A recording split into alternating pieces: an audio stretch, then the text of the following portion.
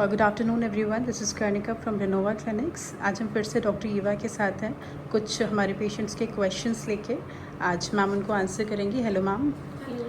Ma'am, हमारे अभी कुछ रीसेंट क्वेरीज आई हैं कि ट्रांसप्लांट के बाद जो हेयर होते हैं, जो ट्रांसप्लांटेड हेयर होते हैं, वो चले जाते हैं क्या, और ट्रांसप्लांट के बाद हमें क्या केयर की ज़रूरत होती है एंड कैसी डाइट फॉलो करनी होती है, तो ये प्लीज़ आप क्लियर करें।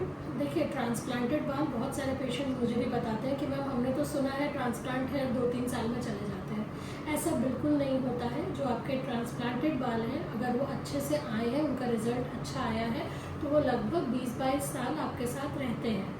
कुछ केसेस में ट्रांसप्लांट के रिजल्ट ख़राब होते हैं या वीक होने शुरू हो जाते हैं, जैसे कि अगर स्मोकर्स हैं या उनकी इम्यूनिटी कम है या उनको कोई अक्यूट डिजीज़ हो रही है, तब हेयर फॉल या हेयर थिनिंग में होता है, या टू मच अगर पार्लर एक्टिविटीज़ में वो इन्वॉल्व है, जैसे ट्रांसप्लांट कराया और 6 महीने बाद अभी बॉन्डिंग करानी है, ये कराना है, तो जो नॉर्मल बालों को नुकसान देता है, आपको वो एक्टिविटीज़ थोड़ी रिस्ट्रिक्ट करनी चाहिए।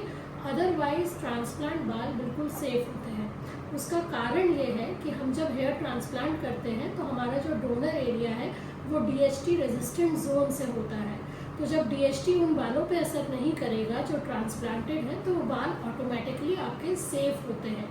हाँ, उनको केयर की थोड़ी ज़रूरत पड़ती है, जो कि अगर आप ट्रांसप्लांट ना भी कराएं तो भी आपको अपने बालों की भी केयर करनी चाहिए।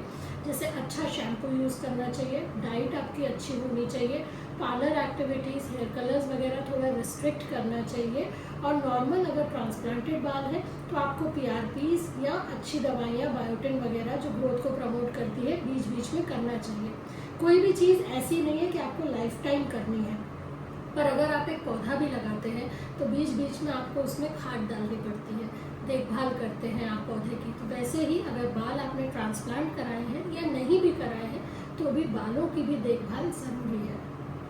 और रही बात डाइट की, कि डाइट कैसी करनी चाहिए, जो एक नॉर्मल हेल्दी ह्यूमन बीइंग को खाना चाहिए, वही आप ट्रांसप्लांट से पहले और ट्रांसप्लांट के बाद भी खाएंगे।